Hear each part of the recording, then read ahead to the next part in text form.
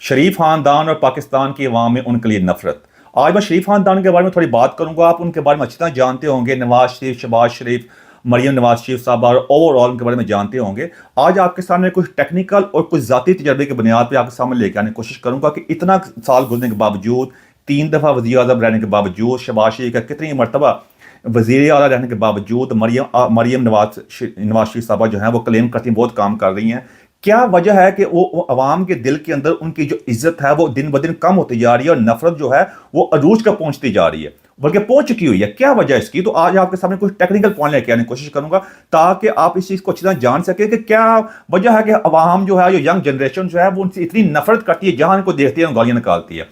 सबसे पहले आपको ये जानना पड़ेगा कि अगर आप देखेंगे शुरू से लेकर इनका खानदानी पहले को जानना पड़ेगा।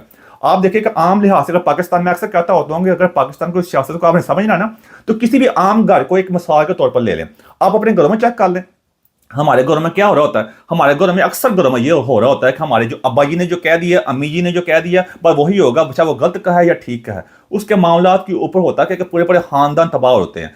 खास तौर पे उन घरों के अंदर जहाँ पे अब्बा जी के पास थोड़े पैसे होते हैं, उन थोड़ी जायदाद बनाई होती है, वो हर बंदे की ज़िंदगी और के सारे फैसले कर रहे होते हैं, और अम्मा जी फैसले कर रहे होते हैं। वो उसी बुनियाद पे जब बच्चे वगैरह होते हैं उनके जेर असर होते हैं। अब बच्चे जो बड़ा बेटा भी होता है, आगे बच्चे जो होते हैं वो भी अक्सर कह रहे होते हैं जी मेरे अब्बा जी ने जो कहता ना बस वही होएगा, अब्बा जी गल आखिरी गल ही होती है। वो ये चीज़ का भूल जाते हैं कि वक्त गुजरने के साथ साथ अब्बा जी का अपना ज़माना था। इसका मतलब ये नहीं है कि अब्बा जी की आपने रिस्पेक्ट नहीं करनी, इज्जत नहीं करनी। वो चीज़ को भूल जाते हैं, क्योंकि ज़्यादातर होता है कि माशी तौर पर पैसे के मसले मसाइल भी होते हैं। थोड़ा सा होता है कि अब्बा जी काफ़ी देर ताकत में रहे हैं, अब मेरी बारी है। वो इस चीज़ को सामने रखते हुए, और हमारा एक खास उनका कल्चर है जिसको हम फैमिली अखलाकियात का नाम देते हैं, वो अखलाकियात नहीं है, वो अपने अंदर एक डिक्टेटरशिप है। अब वो जो हर घर के अंदर भी वो अब्बा जी भी समझते हैं कि मैं अब यहाँ पे अब्बा जी बन गया हूं, तो जो मैं कहूँगा वही होगा।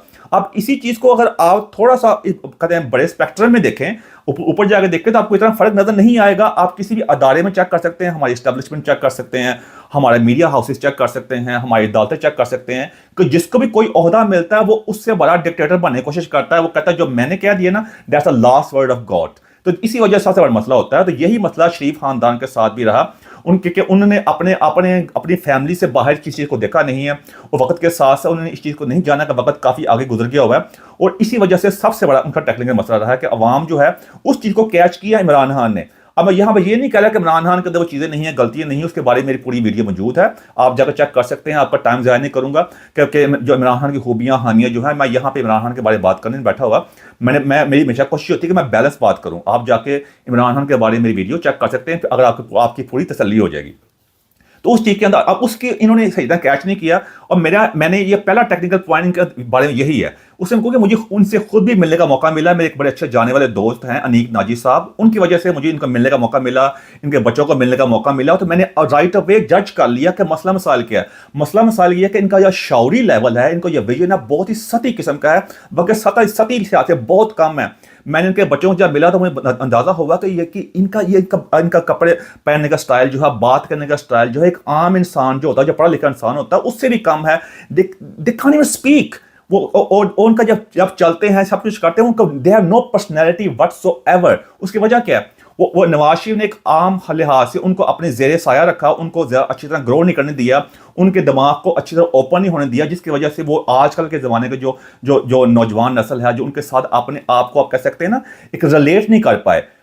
मैं जब पहली दफ़ा से मुझे मिलने का मौका मिला, तो मुझे देख के उनके जो हसन नवाज उनके बेटे हैं, उन्होंने कहा, हालांकि मैंने आम सी ड्रेसिंग की हुई थी, and he was so much impressed. उसने कहा जी बड़ा ज़बरदस्त आपने ड्रेसिंग की हुई है। हालांकि मैं क्योंकि वजह की ये थी कि जहाँ मिला तो सब लोग अजीब किस्म के कपड़े पहन के आए हुए थे, और लाल नीली पीलियाँ टाइयाँ टूइयाँ लगा के, और अजीब जहाँ ना पर्सनैलिटी, बड़े बड़े पेट निकले हुए, उस तरह आए हुए थे। अब मैं वहाँ कहता कि नॉर्मल तरीके से मैं ये नहीं कि वहाँ के मैं ट्राउजर पहन चला गया था, मैं भी एक नॉर्मल ड्रेसिंग करके गया था, लेकिन माई ड्रेसिंग वॉज वेरी डिफरेंट। तो उस लिहाज से उसने उसी को चीज़ को उसी तरह कैच किया। तो ये मैं आपको थोड़ा सा बताने की कोशिश की है कि ये इनका साथ टेक्निकल पॉइंट रहा है। ये खुद भी अपने आप को चेंज करने की कोशिश नहीं करते, ये नहीं देखते कि वक्त किस तरह आगे गुजर गया हुआ है।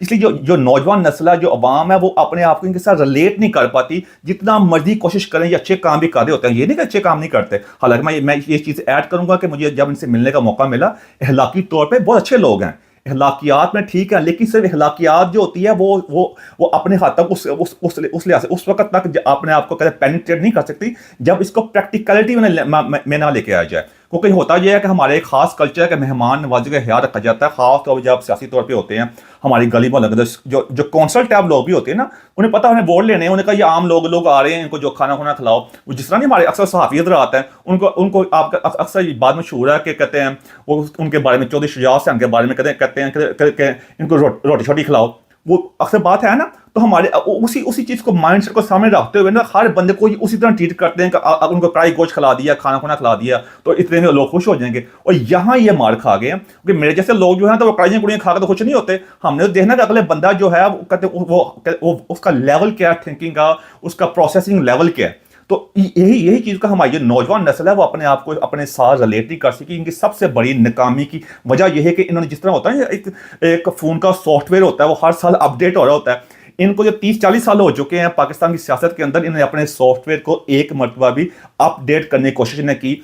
आप देख सकते हैं कि आज 30-40 साल पहले भी इनके इर्द गिर्द जिन लोग जो इनके दायरा कार के अंदर है थे, आज भी वही लोग हैं। दूसरी बात यह कि अपनी फैमिली से बाहर नहीं निकलते। उसमें मुझे मैं समझता हूँ एक टेक्निकल बात यह भी है कि लॉयल्टी, यानी वफादार लोग किसी और बंदे को लेके आएंगे वो इन्हीं को कहीं ना काट दे। ये एक ओवरऑल हिस्ट्री में भी, तारीख में, ये वफादार लोगों को हमेशा जो हुक्मरान लोग होते थे ना अपने इर्द गिर्द रखते थे, उसमें कोई बड़ी बात नहीं है।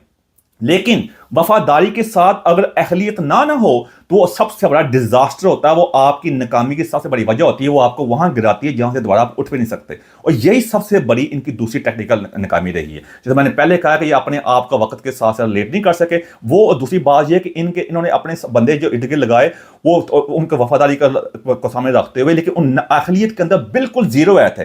जिस तरह मियाँ साहब ने, जो नवाज शरीफ साहब ने देखा, आप देखा कि इन्होंने हर जगह अपनी फैमिली को आगे रखा, दोबारा बार बार कल जब पंजाब में वज़ीर आला बनने का मौका आया हमेशा अपने भाई को आगे लेके आए।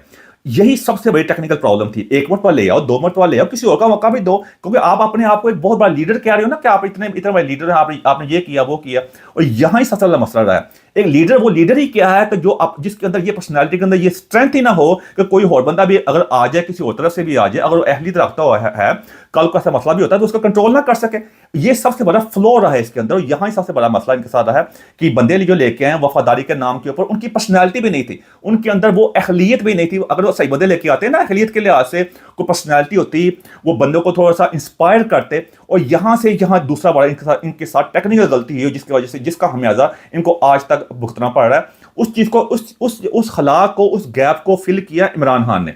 उस इमरान खान की एक अपनी पर्सनालिटी थी जो अक्सर मैं कहता हूँ पाकिस्तान का सबसे बड़ा मसला रहा है कि हमें एक अच्छा हीरो ही पैदा नहीं कर सके। हमने हर जगह मजहबी रंग देख के, हमारी क्रिकेट टीम आप देख सकते हैं, उनसे बांधने के वर्ल्ड कप की जो अब जो टीम है उसको चेक करो, अब चेक कर लें, आपका फ़र्क वाज़ी आ जाएगा। इसके ऊपर मेरे यूट्यूब के ऊपर वीडियो मौजूद है कि हीरो के मसले के मौके पाकिस्तान में हीरो का मसला रहा है, इंडिया में मसला नहीं रहा, बाहर के मुल्कों में ये मसला नहीं रहा। और यही वजह, जिस तरह आपको पता है कि सोशल मीडिया के दौर के अंदर एक गांव में जो बच्चा बैठा हुआ है ना, वो भी दुनिया में लोगों को देखता है, तो उसके बाद जब अपने मुल्क के लीडर को देखते हैं, मियाँ साहब को देखता है, इनके इर्द गिर्द लोगों को देखता है, वो कहता है यार मैं फॉलो करना है, ये इस काबिल है। इसलिए वो इमरान खान उनका लगे, इमरान खान जो है वो 70+ का वो भी हो चुका हुआ है, लेकिन उसकी पर्सनैलिटी है, वो नानियाँ दादियाँ भी उसको फॉलो करती हैं, उसको लाइक करती हैं, उनकी बहुएं भी, उनकी बेटियाँ भी। और यही इमरान खान की सबसे बड़ी स्ट्रेंथ है। आप उसको लाइक करें ना लाइक करें, अब यहाँ ये ना मुझे कह रहा है ये भैया मैं यूथिया का, ऐसी बात नहीं है। मैं बैलेंस बात करने की कोशिश करें, बात को समझने की कोशिश करें। तो ये सबसे बड़ा मसला रहा है इनके साथ। अब उसकी आपके एक और मिसाल पेश करता हूं, जिस तरह मरियम नवाज साहब जो हैं अपने आप बड़ा मॉडर्न कहती हैं, बड़ा कुछ कहती हैं। अब उनके इर्द गिर्द लोग चेक कर लें, वो मरियम औरंगजेब जैसे लोग होंगे, इस तरह के लोग होंगे जिनकी कोई पर्सनैलिटी नहीं, बात भी नहीं करनी आती, और यही इनकी ये इस चीज़ को अब्जॉर्ब भी नहीं कर रहे। और इस चीज़ को आप कहते हैं टेक्निकल चीज़ को, ये अपनी ना मानने को तैयार है, ना इसको इंप्लीमेंट करने के लिए तैयार है। और यही इनका डाउनफॉल है। और ये डाउनफॉल जो है ये कंटिन्यू इसी तरह रहेगा, इसलिए इनको गालियाँ गुलें पड़ती रहती हैं। हालांकि जब मैं यहाँ पे आया था, जब ये यहाँ पे आए थे, मैंने इनको बात को पॉइंट आउट किया था कि इनको जब घर के बाहर आकर वो शान अली साहब गालियाँ गुलियाँ निकालते हैं आके, जो पीटीए के बाकी बंदे भी, इन्होंने इनकी जिंदगी को अजाब बनाया हुआ था। ये मैं तीसरा पॉइंट आपसे पेश करता हूँ।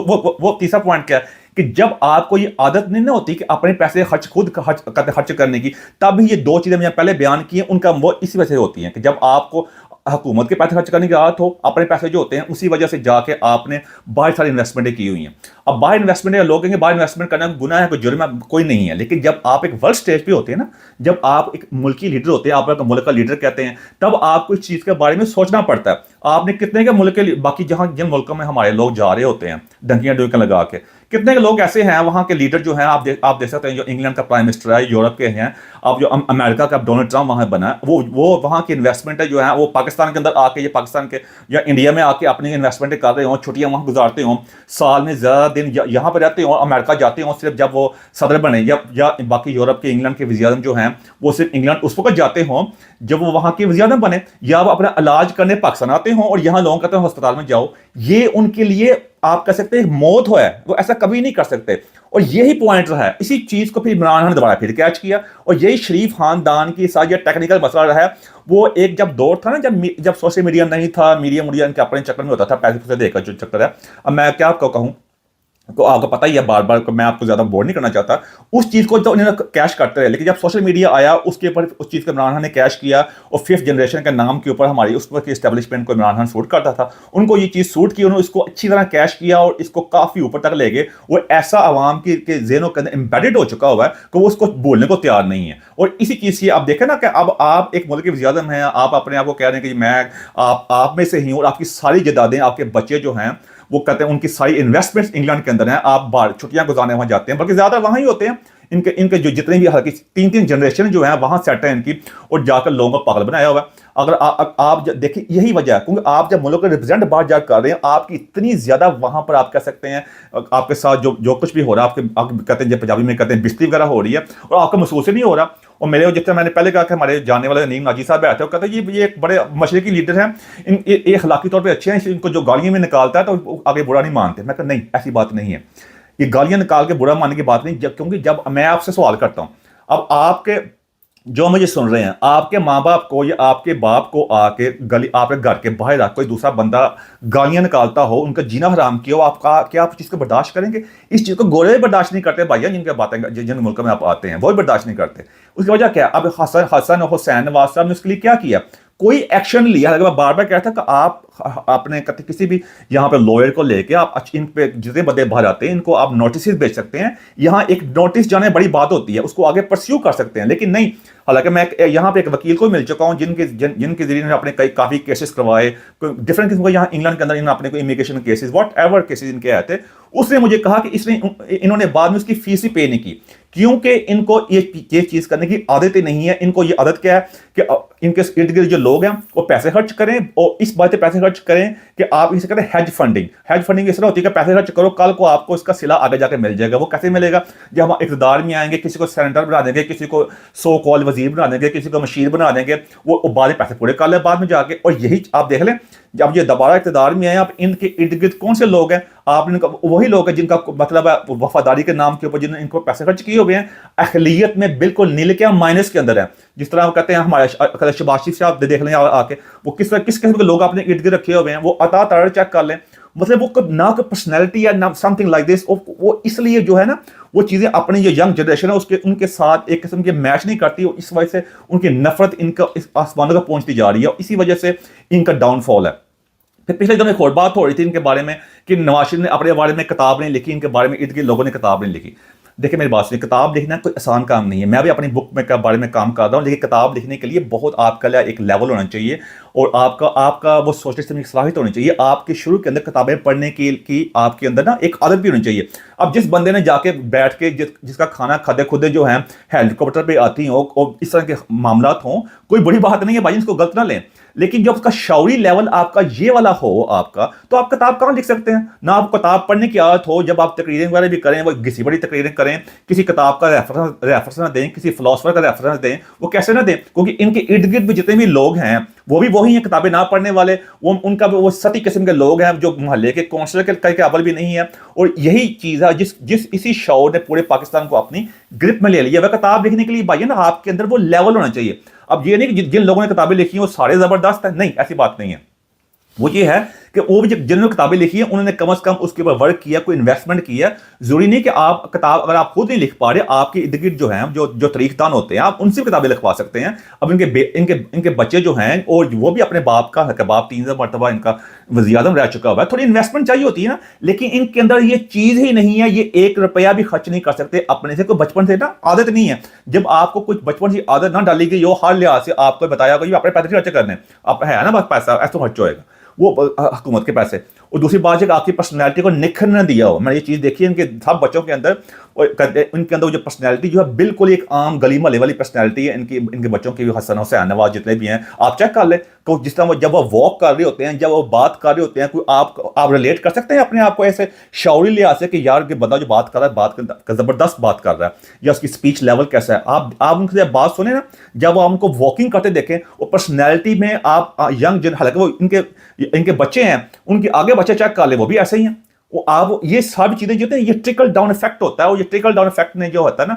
उसने इनकी सारी जो थोड़ी बहुत इनकी जो इज्जत बनी थी आवाम के सामने, बिल्कुल फर्क कर दिया। और यही सबसे बड़ी इनकी वजह यही रही है, इन वक्त के साथ साथ अपने को अपडेट नहीं किया। जिस तरह हर साल मैं कहता होता हूँ अक्सर कि जिस तरह मोबाइल का सॉफ्टवेयर का अपडेट नहीं आती, आपका अगर आपका आईफोन है, एंड्रॉयड है, और सॉफ्टवेयर अपडेट हो रहे होते हैं, इन्होंने अपने आप को सॉफ्टवेयर को अपडेट नहीं किया। ये अक्सर हमारी टर्म यूज हो रही थी कि यार ये बंदा जो रहेगा ना, ऐसा सॉफ्टवेयर अपडेट होने वाला है। ये चीज़ें इस वजह से एक तो मैं आपसे जब ये पॉइंट समझ रख दी क्या वजह है कि अवाम इनसे नफरत वगैरह करती है, क्योंकि इनकी इन्होंने अब नफरत का एक तो होती है ना कि इनके लिए एक प्लेटफॉर्म बनाया गया था 5th जनरेशन के नाम के ऊपर।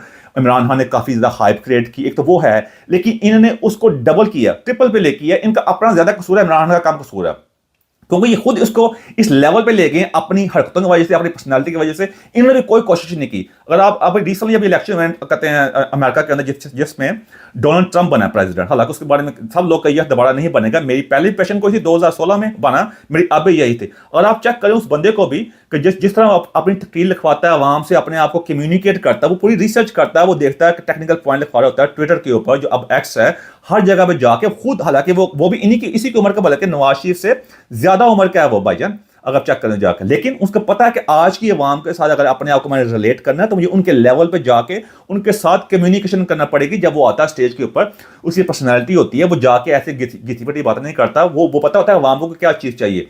आइदर यू लाइक इट और don't like it, but you need to understand it कि जब वो बात करता है, वो बात वही कर रहा था जो आम आवाम सुनना चाहती है। इसलिए उसको काफ़ी ज़्यादा नौजवानों ने इस दफा वोट भी डाला, हालांकि उनको रोका भी गया था। बड़ा कुछ उसके बारे में कंस्पिरेसी थ्योरीज कहते पैदा की गई, लेकिन उसको वोट डाला। अगर उसकी बात भी छोड़ें, आप बाकी भी चेक कर लें, लीडर्स जो होते हैं वो अपने आप को रिलेट करते हैं। लेकिन आप देख लें, इन्होंने अपने जो टेक्नोलॉजी का जो ट्रेन थी, वो काफ़ी देर पहले ही सोशल मीडिया काफ़ी देर पहले लीव कर चुकी थी। उस वक्त इस ट्रेन को कहते हैं कैश नहीं कर पाए। अब ये बहुत लेट हो चुके हुए हैं, और यही सबसे बड़ी वजह है। अभी भी हमारी एस्टेब्लिशमेंट इनको अपनी मर्जी से इनको ले तो आई हुई है, लेकिन अवाम के दिलों में ये घर नहीं कर सके। अगर मैं इसको रैप अप करूँ, बड़ी बातें कर सकता हूँ, लेकिन मेरा ख्याल है इस बात मेरी बात को, जो टेक्निकलिटीज है उनको समझ गए होंगे कि इनके शौरी लेवल जो है ये आज भी 90s में फंसे हुए हैं। इनके इर्द गिर्द के लोग भी जो है ना, वो अर्ली 90s में फंसे हुए हैं, जब उस वक्त होटल का जमाना होता था थोड़ा सा, और अब वक्त बहुत आगे निकल गया हुआ। इन्होंने अपने आप को अपडेट नहीं किया, जिस वजह से अब ये कभी भी आगे बढ़ नहीं सकते अगर इन्हें अपने आप को फंडामेंटल चेंजेस अपने अंदर ना लेके आए। मैं तो काम इंसान, मेरी कोई अहमियत नहीं है। मैं तो यही कह सकता हूं कि सबसे बड़ी जो चेंजिंग लेके आने की जरूरत है, इनकी अपने अपीयरेंस और अपने इर्द गिर्द के जो लोग हैं उनको चेंज करने की जरूरत है। उन लोगों को सामने लेके आए। देखिए, लॉयल्टी जो होती है बड़ी अहम होती है, जो आप कह सकते हैं जो वफादारी होती है, इस पर कोई डाउट नहीं है। लेकिन वफादारी के साथ साथ जब अखिलियत के वाले बंदों को सामने नहीं लेके आएंगे, जिनकी पर्सनैलिटी है जो आज की अवाम के साथ, तो उन्हीं की जबान के अंदर जब तक वो कम्युनिकेट नहीं करेंगे, ये कामयाब नहीं हो सकते। जो मर्जी कर लें, जबरदस्ती आप कहते हैं ताकत के जोर के ऊपर एस्टेब्लिशमेंट के साथ मिलाकर, क्योंकि उनके अपने इंटरेस्ट है, उनको पता है कि यही हमारे ये डमर से हैं, उनको भी ऐसे लोग चाहिए। नवाज शरीफ को जब पहले वज़ीर आज़म बनाया गया तो उनको इसी चक्कर में बनाया गया था कि यार ये बंदा अपने हाथ में रहेगा। और अभी देख लें, क्योंकि इन्होंने सोचा होता है कि अब कई दफा कहा ये वोट की इज्जत दो, बाद उन्हीं के साथ मिले होते हैं। वजह क्या है कि मियाँ साहब जो है, नवाज शरीफ के सारे जो लोग जो अपने बारे में नहीं सोचते, अपने बारे में जो सोचते हैं, कहते हैं मेरे बाद मेरी धी बनेगी, उसके बाद होता पुत्र बनेगा। इन्होंने ये सोच के इन्होंने इस लोगों को पागल बनाया हुआ है। ज़्यादा लोगों को पागल नहीं बना सकते। इमरान खान का चक्कर ये है कि वो खुद तो बनना चाहता है, जो खुदगर्जी जो भी है, उसको ये फिक्र नहीं है कि मेरे बच्चे बनकर बनेंगे। ये सबसे बड़ा डिफरेंस है इसके अंदर। और अगर ये चाहते हैं कि अवाम के साथ अपने आप को उस लेवल पे लेके आए, थोड़ा कंफर्ट जोन बनाए, अवाम इनको थोड़ा लाइक करे, तो इनको सबसे बड़ी जो चेंज लेके आनी पड़ेगी अपनी अपीयरेंस के अंदर बात करने की। इनको थोड़ी कम्युनिकेशन क्लासेस लेनी पड़ेंगी, इनके बच्चों को भी लेनी चाहिए। पैसा इतना ज्यादा है, अक्सर लोग लेते हैं, कोई बड़ी बात नहीं है कि जरूरी नहीं आप लीडर बनना होता है। वैसे भी जब अवाम से बात करें, कम्युनिकेशन स्किल आपकी होना बहुत जरूरी है। आप अवाम के साथ जब किसी से बात करें, अपने बच्चों से बात करें ना, जब तक आपकी बात के अंदर असर नहीं है, कम्युनिकेशन के अंदर वो एक खास चीज नहीं है, अपने बच्चों के दिल में भी आपकी बात नहीं उतर सकती है। यही सबसे बड़ा मसला के साथ है। दूसरा, उन बंदों को सामने लेके आए जिन बंदों के अंदर अहलियत भी है, जब वो बात करें उनकी बात के अंदर असर हो, आवाम जब उनकी बात सुने, बेशक शुरू शुरू में एकदम रातों रात कामयाबी नहीं मिलती होती, थोड़ा टाइम लगता होता है, तो इनको थोड़ा टाइम लगेगा। उससे क्या होगा कि आवाम के दिल में उनकी बात जाएगी, थोड़ा सा अपने आप को, अपने होराइजन को ओपन करें। ये को होता है ये वही चक्कर हो गया कि अगर 11 बंदों की टीम खेली क्रिकेट की, तो 7-8 बंदे अपनी फैमिली के ही हैं, और 2-3 बंदे भी जो बाकी डाले हुए हैं वो भी फारग हैं, वो कहते हैं वो नील पे आउट होने वाले हैं, मतलब आप कह सकते हैं। तो जब जब ऐसी चक्कर होगा तो कैसे जो स्टेडियम में जब जो लोग बैठे होते हैं उनका आवाम समझ लें, तो कैसे वो कुछ हद तक बर्दाश्त करेंगे, लेकिन बाद में वो कैसे बर्दाश्त करेंगे। और यही सबसे बड़ा मसला इनको है कि इनको अपने साथ ये जो लोगों, अगर आप समझते हैं सारे लोग पागल हैं, अपने जोर के ऊपर थोड़े बहुत काम करवा कर के ये कारकुर के आप लोगों में दिल में कहते हैं अपनी मोहब्बत पैदा कर लेंगे, वो आपकी तरफ राग़िब हो जाएंगे, ऐसा बिल्कुल नहीं होगा। ये अपने आप को ये कहते हैं, ये कहते हैं सेल्फ डिसेप्शन है आपके साथ, यानी आप खुद फ्रेबी के लफ्ज़ ना, खुद फ्रेबी अपने साथ। देखिए मैं तो आम इंसान हूँ, मेरी पहुँच थोड़ी बहुत ही है, मैं ना 3 में 13 में हूँ, लेकिन मेरा मकसद ये था आपके सामने थोड़े टेक्निकल पॉइंट लेके आ सकूँ, क्योंकि मुझे वैसे भी इनको मिलने का मौका भी मिल चुका हुआ है, थैंक्स टू अनीक नाजी साहब। और बाकी ओवरऑल भी मैंने पहले कहा था, मेरा काफ़ी पॉलिटिकल एक्सपीरियंस है। मैंने पहले ही पेशन गोई कर दी थी, जैसे मैंने पहले कहा है कि डोनाल्ड ट्रंप के बारे में, और शहबाज शरीफ के बारे में भी मैंने पहले पेशन गोई कर दी थी, जब इमरान खान को 2022 में हटाया गया था, जब शहबाज शरीफ बना था, उस वक्त केयर टेकर प्राइम मिनिस्टर बना था शहबाज शरीफ। मैंने उस वक्त कहा था कि उसका शहबाज शरीफ का टारगेट अभी ये वाला नहीं है, उसका टारगेट जो है अगले 5 साल है, और मेरी वो वाली पेशन गोई भी सही साबित हुई।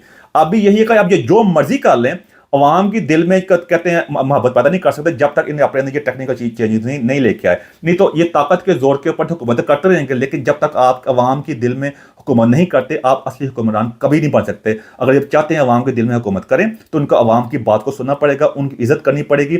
अगर आप लाइक करें ना लाइक करें, और इनको कुछ सीखना पड़ेगा। कहते हैं अच्छा इंसान, अच्छा लीडर वो होता है, और कोई भी बंदा जो लीडर के टाइप का होता है, वही कामयाब हो सकता है जो अपने दुश्मन से भी कुछ सीखे। अगर ये इमरान खान का वो दुश्मन समझते हैं, उससे सीखे भी तो ना भाईजान, जब तक कोई सीखेगी नहीं आगे नहीं बढ़ सकते। फाइनली यही कहूँगा, अगर आप चाहते हैं कि आज की आवाम जो है, जो अब AI का दौर है, इनके दिल में असर करना चाहते हैं, तब इनके दिल में हुक्मरानी करना चाहते हैं, तो इस समझने की कोशिश करें वो क्या चाहते हैं, क्या देखना चाहते हैं, क्या सुनना चाहते हैं, और क्या चाहते हैं और मुल्क के लिए। तो वो जब तक वो नहीं करेंगे, जो मर्जी आप कर लें, कुछ कभी कोई ऐसा नहीं होगा। इसलिए मेरी दरख्वास्त है, मेरी बात को समझने की कोशिश करें। एंड मेरी को ऐसी बात जब क्वेश्चन लगी, इस बात चाहता हूँ मैं। Thank you very much.